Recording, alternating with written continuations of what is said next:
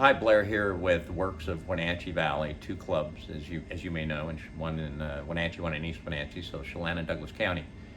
Also, I'm president and CEO of a company called MXM, which stands for Member Experience Metrics, and we've been in business about 7 years, and we do business solely in the fitness vertical. We're a technology company and have customers in Brazil, US, Canada, and some in Europe. So we have kind of a broad perspective on the fitness industry. Recently, we also stood up the Washington Fitness Alliance in partnership with Wenatchee Racquet Athletic Club and Evie Gillen, who is also on the board of the Washington Fitness Alliance. As of right now, we have about 275 locations everywhere across the state, from boutiques to very large clubs that are members of the Washington Fitness Alliance. And the Wenatchee World did a great article about that just yesterday or last night. And so I went online and I was reading some of the comments, and thank you very much. There's a tremendous amount of support in those comments. But then there's also these businesses are only interested in their profits over people argument.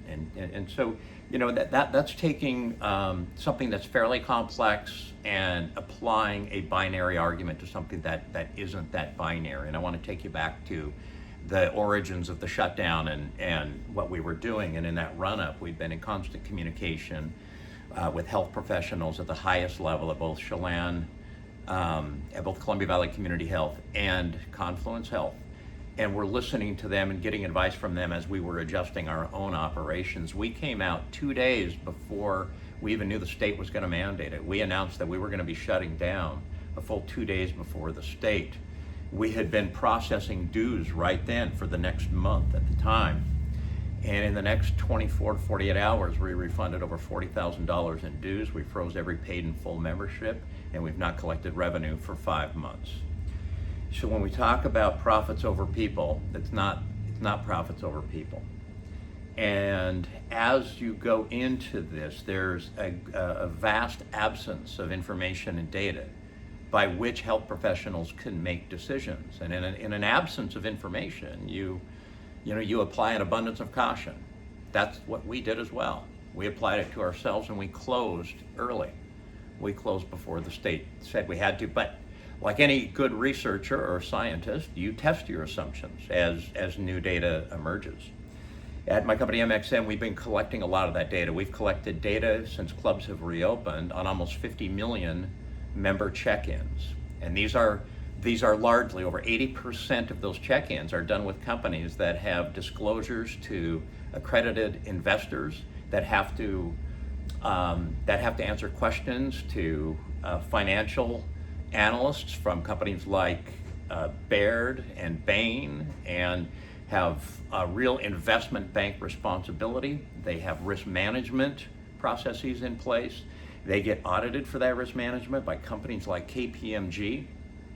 So they can't mess around with the tracking. I want to tell you what we've discovered. We've discovered in states that have reopened, and we've collected 49.4 million pieces of check-in data across 2,877 locations. There's been 1,155 cases of COVID called into those locations, not occurring in those locations. That would be an employee saying, I have COVID and I worked there on Tuesday, with no outbreak happening. In other words, those that are operating under the guidance is working. Outbreaks are not happening in health clubs. That inspired a group in Europe to start to look at their check-in data and what we call the visits to virus ratio. It inspired another group in Australia, and all of the data is supporting exactly what we're seeing as clubs reopen. So for those out there that are still saying it's profits over people and gyms should not open, I just encourage you to actually look at real data. So as the Washington Fitness Alliance, we decided we wanted to look at state level data of outbreaks and say, let's see what we can actually learn about outbreaks. And so we looked for outbreak tracing, and we found only one state that has put that really front and center and is tracking them meticulously in a spreadsheet, and it's available for you to look at. And it was last updated August 12th. So we dug into that. There were 523 outbreaks since the shutdown, since the reopen in Colorado. There have been 523 outbreaks. 214 of those have occurred in healthcare facilities, 30 of those in offices, 16 in grocery, 20 in construction sites, and the list goes on. The only thing that's not on that list are fitness centers that have been open since June 15th. Not one fitness center has had an outbreak. So this should cause people, our hope with the visits to virus data was that it would get somebody's attention, a reporter, a university, a researcher, some group that would go and say, that's curious, we should dig into that and ask why are there not outbreaks happening. I will caveat this, these are clubs that are operating with guidance. These are clubs that innovated and actually took their own levels of safety higher than that of the CDC or the local health departments, just like we have done here and like the Wenatchee Racquet and Athletic Club has done. So I caveat with that, these are clubs that are operating within guidance. So why is that? Well, got a call from National Public Radio last week because they had discovered the data. And he asked the question, why did you do this? And why did you start to collect this data? I said, so somebody like you would call. So somebody would ask the question, this is strange. And he told me that he had been searching every day the news wires to find a story about outbreaks in gyms, and he hadn't found one. And that has him wondering if health and fitness across the U.S. hasn't gotten a bad rap. But why have there not been outbreaks in these clubs? I'll tell you why. We have members, not customers. That means we can pre-communicate before we ever open, like all these clubs have done across the United States. Here's what you better expect when you come in. Here's what the new behaviors are. We have new codes of conduct. Gyms ask people to sign pledges before they come in to adhere to those new codes of conduct.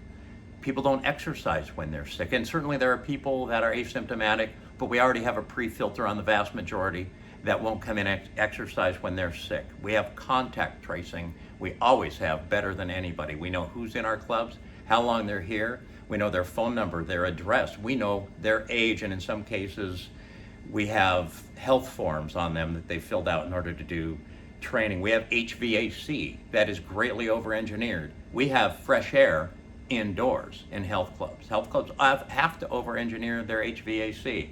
We use MERV 13 filters. We turn the air over more than anybody, especially some of the locations that people are packing into just here in the Wenatchee Valley. Our hygiene practices are over and above. Members take part in the housekeeping with us. We use electrostatic sprayers and hospital-grade disinfectants to fog our facilities. We have gate control. That's check-in. That means that we can ensure that people sign pledges and we know how many people are in our clubs. We know where you are and which way you'll be facing when you're in a club. Clubs are not a meet and greet. People come in to exercise. Now I can go through our valley here, and you can do just about anything. You can go inside and dine. You can visit a discount tobacco store. You can go to a pot shop. You can shop. You can pack into a grocery store. You can pack into a hardware store. The only thing you can't do is exercise in a highly controlled, safe environment, and we can prove it. It's time for clubs to reopen in phase 2 and phase 3. We're in phase 1.5. It's time for the state to allow local health authorities to come into clubs like the Wenatchee Racquet and Athletic Club, Anytime Fitness, Works of Wenatchee Valley, and inspect our reopening plan, inspect our plant and equipment, and allow those local health authorities to say these businesses should be allowed to do business just like everybody else. And oh, by the way, I don't maintain that we're safe. I maintain that we are the safest of the businesses that have been allowed to open. Thanks for listening.